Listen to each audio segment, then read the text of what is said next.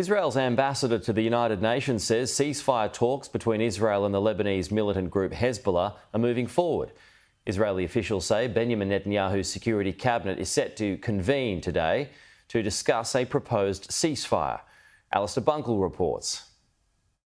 All the signs are that both Hezbollah and Israel are ready now to do a deal and agree a ceasefire. We've already heard those noises coming out of Lebanon, both from the official government but also from Hezbollah sources.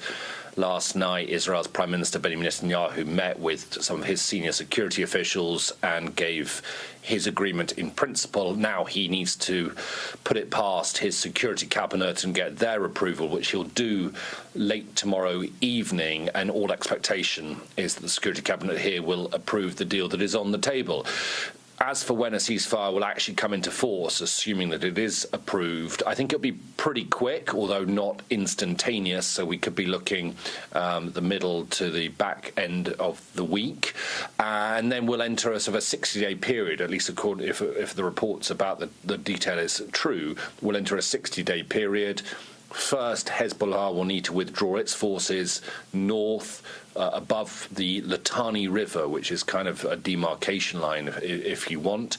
If that's done successfully, then Israel will withdraw its forces back into Israel, and then civilians on both sides will be able to return home. So that is how it looks in a perfect scenario, if you like, and it does look, as I say, as though we're getting close to it. But in the meantime, I'm sure both sides will want to use the final hours in order to have their say, in order to hit each other.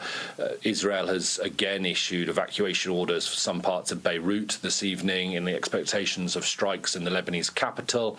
The Israeli military has tightened up restrictions for people living in the north of the country. Schools won't open tomorrow, for example, again in expectation that Hezbollah will fire or keep firing a lot of rockets into Israel. But after almost 14 months of the two sides exchanging fire and more than well over a month now of an Israeli invasion of southern Lebanon, it looks like we could be coming close to the hours where a ceasefire will come into force.